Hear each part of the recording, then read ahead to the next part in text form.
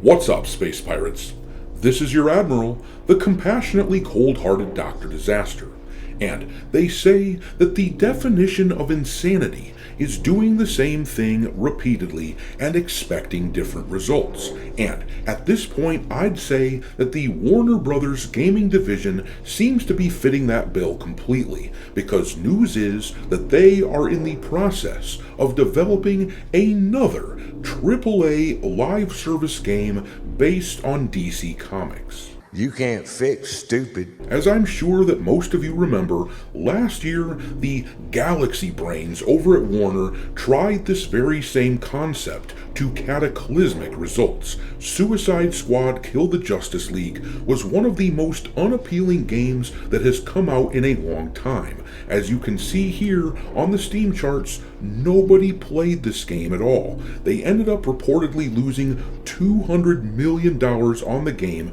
and for some unknown reason, not even DLC like this character design here of Mrs. Freeze adorned with a pride flag could get people to play the game.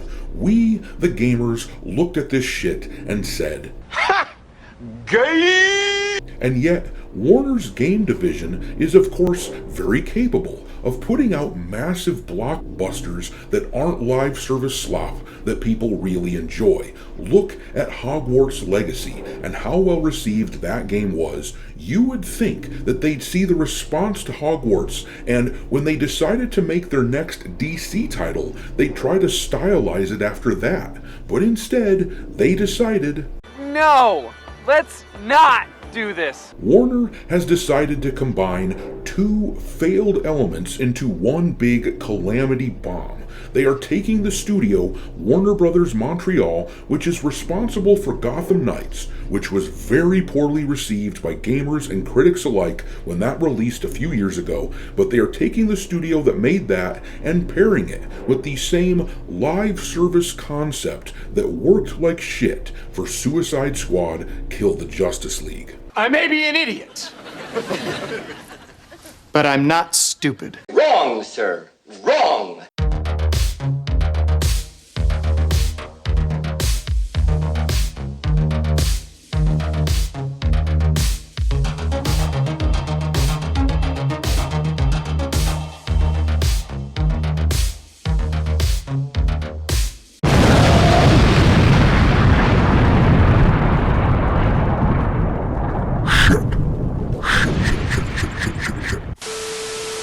Alright, me hearties, make sure that you hit the like button on this video, share it with your friends, subscribe to the channel if you haven't already, and also, don't forget to follow me over on X, where my handle is Dr. Disaster 1. I keep a list on there of games lousy with wokeness pinned to the account at all times for your reference. I've also started uploading some content onto Rumble too, so make sure that you follow Dr. Disaster over there. But anyhow, let's see what we've got going on with this new Suicide Squad styled game coming from Warner. Now, I've got footage of Hogwarts Legacy playing in the background here just as a reminder that this is exactly what these clowns at Warner could have gone with when it comes to this game that they're working on now. I mean, the blueprint is right there. How sweet would it be to get a Green Lantern game with a setup similar to the way Hogwarts Legacy is put together? You could design your own Lantern character and spend the bulk of your time training up and working your way through the Green Lantern Corps using controls and a game design similar to Hogwarts. And that's just off the top of my head here.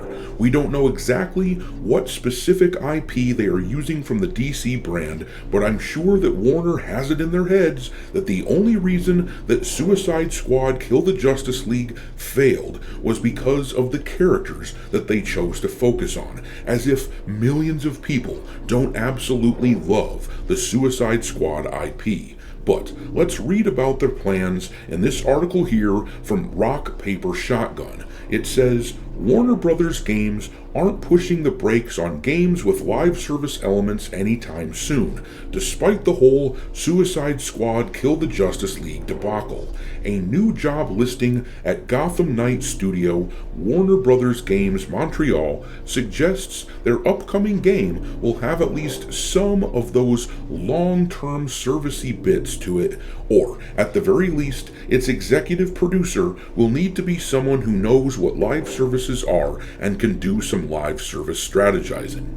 This executive producer listing is looking for a senior dev to lead the development of a high-quality AAA game based on one of the iconic IPs from the vast Warner Brothers and DC Comics catalog. The duties which will come as part of that involve a need to oversee all phases of development from concept to post-launch live operations. Things get a tiny bit more specific about that last bit further on, mentioning the successful applicant needs to have a hand in post-launch content and live service strategy designed to keep players engaged long-term.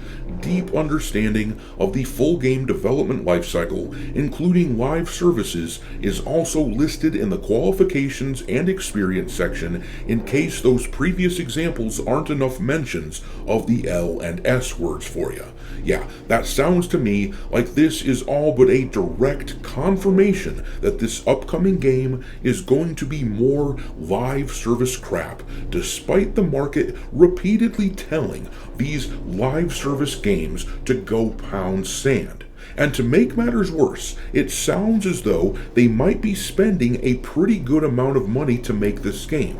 As the article says next, Warner Brothers write that they're keen to see that the game not only meets its goals, but also pushes the boundaries of what's possible within the Warner Brothers and DC universe, which could well just be job advert speak, but the explicit emphasis on a need for critical and commercial success that accompanies it is noteworthy given the context. Yeah, that makes it sound like they are planning to drop some big money into this project, which is insane given the fact that they were just forced to shutter 3 of their studios: Monolith Productions, Warner Brothers Games San Diego, and Player First Games. That is literally over a quarter of the studios that Warner once ran that are now gone because they have been losing money like crazy. And now, their answer to that situation is to attempt to replicate the conditions of one of their most notorious failures from the past several years. I don't know if that fits the definition of insanity, but it sure as hell fits my personal definition of stupidity. Now, I saw this headline pop up yesterday: Warner Brothers and Discovery Global Officers lists show no diversity or inclusion officers. Is Warner Brothers ditching DEI?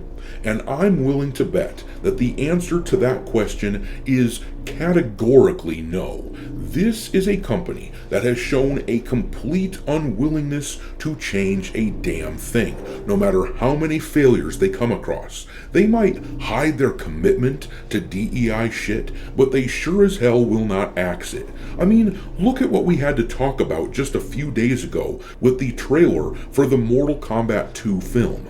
The bald-headed Jade character tells me everything I need to know about whether or not this is a company that is serious about changing their ways and trying to be successful by giving the fans what they want to see.